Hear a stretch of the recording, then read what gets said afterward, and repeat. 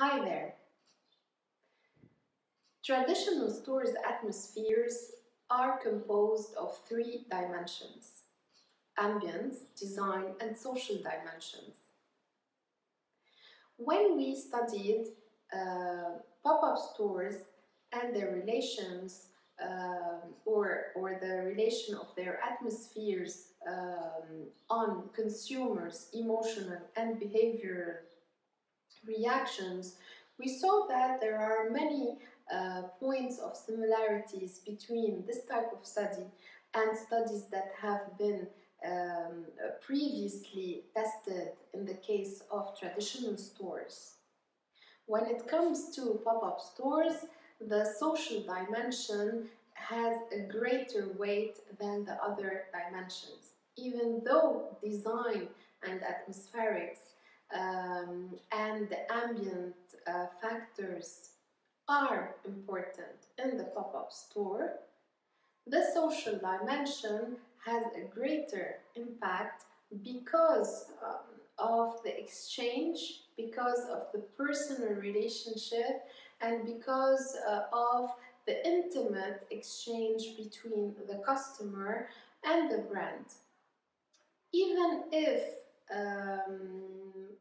pop-up stores relate in terms of design to many aspects of traditional stores, the pop-up stores' difference is in the creation of the social or personal or intimate relationship with the brand. So, the results of recent studies revealed that the relationship between customers' emotional reactions and intentions to stay in a pop-up store are positive. People want to come into a pop-up store. They want to stay in the environment or the atmosphere that they have been exposed to, and whenever they are there, they have the intention to stay. It has also been proven that there is a relationship between the pop-up store's atmosphere and the customer's behavior to that atmosphere. When visiting a pop-up stores, customers tend to spend time, or a greater time. They tend to spend the time looking at what the brand has been proposing, discussing with the brand's representatives, discussing with other customers or maybe friends that happen to be in that pop-up store. So the social dimension, as we have just explained, is important and helps the customers stay longer inside the pop-up store. Staying longer is a good thing, yes. It depends then on what you want your customer to do when he stays longer in that pop-up store. Do you want him to stay for the sake of staying and enjoying what you have proposed to him, or you want him to stay and then take action into buying or purchasing from what you have been proposing to him inside that environment? These are questions that you only can answer when designing your pop-up store strategy.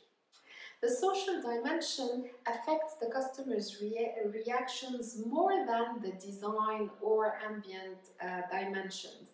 It's important to know that customers can be greatly affected by other people's reaction inside the store or by the interaction of the personnel or the brand's personnel or the brand's reps, as their opinions and discussions help the brand, help the customer have greater confidence in the brand and what the brand is offering.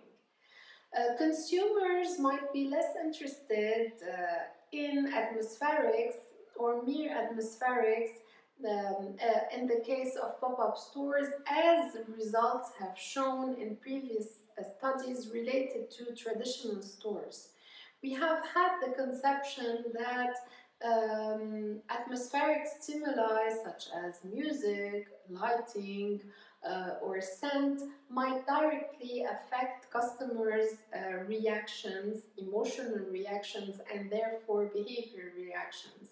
This is not mechanical in the case of pop-up stores, and this does not happen in this way because we understand today that the pop-up store's atmosphere is conceived in a holistic way, and all of these dimensions would help into generating a positive emotional and behavior reaction at the customer's level.